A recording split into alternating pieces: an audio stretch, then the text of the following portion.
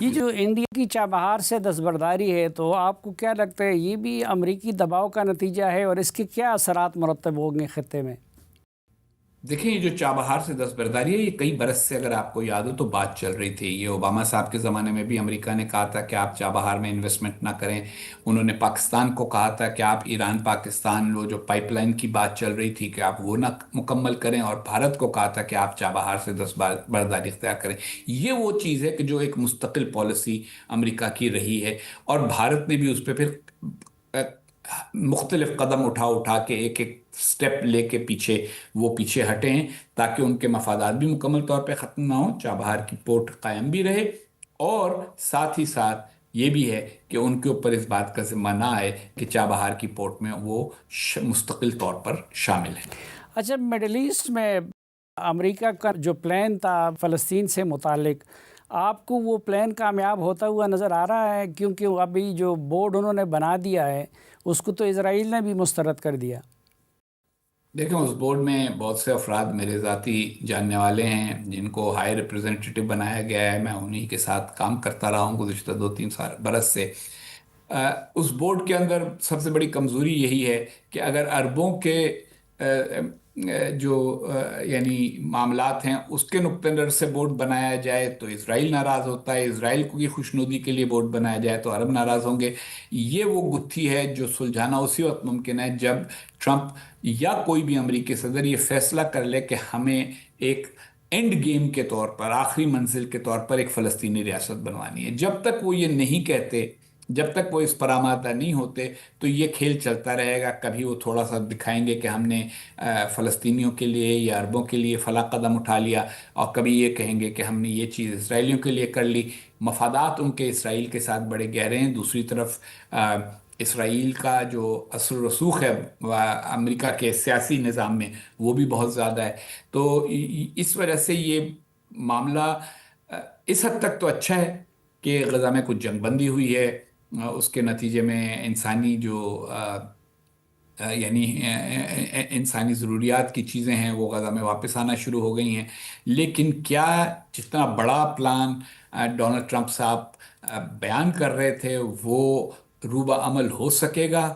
مجھے لگتا ہے کہ اس میں بڑے سخت مقامات آئیں گے. کبھی اسرائیل، اور کبھی فلسطینی، اور کبھی دوسرے عرب ممالک ان کی پالیسیوں اور اقدامات سے خوش نہیں ہوں گے، اور وہ اپنی مرضی پوری طرح منوا نہیں سکیں گے. دیکھیں، یہ جو طاقت ہے نا، جی. اس کا یہ ہوتا ہے کہ آپ کو کبھی نہ کبھی یہ استعمال کر کے دکھانی پڑتی ہے، ورنہ صرف طاقت کے بل کے اوپر آپ دھمکا کر اگر کام چلانا چاہتے ہیں تو وہ گاڑی اس طرح چلتی نہیں.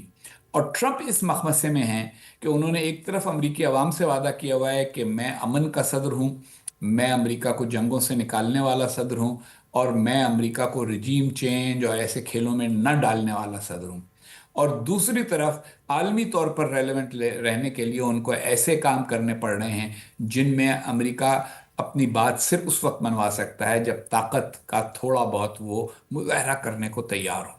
اچھا، عرب ممالک کا ایران کے ساتھ کشیدگی میں کمی کے بعد اب خود دو عرب ممالک کا یمن کے معاملے پہ کشیدگی ان کے درمیان پیدا ہوئی، یو اے ای اور سعودی عرب کے مابین. تو آپ کو وہ قضیہ آگے بڑھتا ہوا نظر آ رہا ہے یا کہ نہیں، دونوں اس کو سنبھال لیں گے؟ دیکھیں، سنبھال لیں گے یا نہیں یہ تو کہنا ذرا اتنا آسان نہیں ہے، لیکن میرا یہ خیال ہے کہ دونوں کی ضرورت یہی ہے کہ سنبھال لیں. جی. دونوں دونوں کا ایک پرانا یعنی اتحاد ہے. دونوں کی معیشتوں میں بہت زیادہ دونوں کی معیشتیں بہت منسلک ہیں. اور یہ جو عرب خلیج عرب کے ممالک ہیں، ان سب کے درمیان ہارمنی یا ان کے درمیان مفاہمت، ان سب کی ضرورت ہے، ورنہ خواہ مخواہ پورا ایک بیلنس جو ہے وہ خراب ہو سکتا ہے. تو یہ سمجھنا، اور بعد اس معاملے میں یہ ذہن میں رہے کہ امریکہ کے ساتھ بھی دونوں کے اچھے تعلقات ہیں، ایران کے ساتھ بھی اب دونوں نے معاملات ٹھیک کر لیے ہیں، اسرائیل کے ساتھ ایک کے کھلے تعلقات ہیں، ایک کے چھپے تعلقات ہیں، پاکستان کے ساتھ ایک کا اتحاد ہے، دوسرے کے مراسم ہیں. تو اس لیے ایسا کوئی مسئلہ ہے نہیں کہ جس کی وجہ سے یہ دونوں ایک دوسرے کے ساتھ محاذ آرائی کریں. اور آپ دیکھیں جب سعودی عرب نے کہا کہ ہم نہیں چاہتے کہ آپ یہ جنوبی یمن میں اپنی موجودگی رکھیں، تو اب 24 سے 48 گھنٹے کے اندر اندر متحدہ عرب امارات نے اپنے وہاں موجود سپاہی اور اہلکار ہٹا لیے۔ تو میرا یہ خیال ہے کہ سعودی عرب کو بھی اس سے یہ پیغام ملنا چاہیے تھا کہ متحدہ عرب امارات آپ سے لڑنا نہیں چاہتا۔ اب اگر کوئی ایسی صورتحال بنی جس کے نتیجے میں کشیدگی آگے بڑھی، تو پھر میرا یہ خیال ہے کہ دوسرے عرب اور مسلم ممالک کو آگے بڑھ کر اس کشیدگی کو کم کرانے کی کوشش کرنی چاہیے۔ آپ نے ذکر کیا پاکستان اور سعودی عرب کے معاہدے کا، تو جو دفاعی معاہدہ ہوا ہے، اب ترکی نے بھی اس میں شمولیت کی خواہش ظاہر کی ہے۔ آپ کو یہ سلسلہ آگے بڑھتا ہوا اور اس کے ایک مضبوط اتحاد کی شکل اختیار کرنے کی کوئی صورت آپ کو نظر آتی ہے؟ دیکھیں، ہر ایک کے مفادات اس میں ذرا مختلف ہیں۔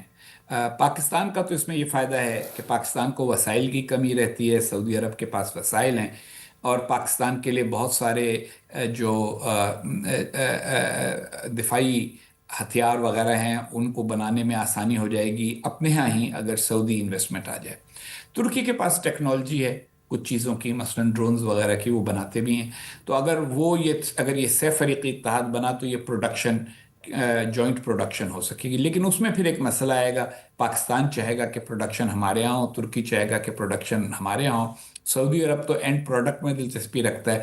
تو اسی لیے یہ جو اتحاد ہوتے ہیں ملکوں کے، اس میں ہمیشہ وہ کچھ حصہ ہوتا ہے جس کے اوپر اتفاق ہوتا ہے، کچھ مسئلے ہوتے ہیں جس میں مفادات کا تھوڑا بہت ٹکراؤ ہوتا ہے، اور کچھ چیزیں ہوتی ہیں جن کے اوپر بات چیت کرنی پڑتی ہے۔ تو یہ دیکھنا ہوگا کہ بات چیت کہاں تک آگے بڑھتی ہے، اور خود ترکی کی اندرونی سیاست کا اونٹ کس کروٹ بیٹھتا ہے، اور ترکی کے وسائل کی پوزیشن کیا رہتی ہے، کیونکہ ترکی کی معیشت کو بھی بہت سارے چیلنجز کا سامنا رہا ہے پچھلے 2-3 برس میں۔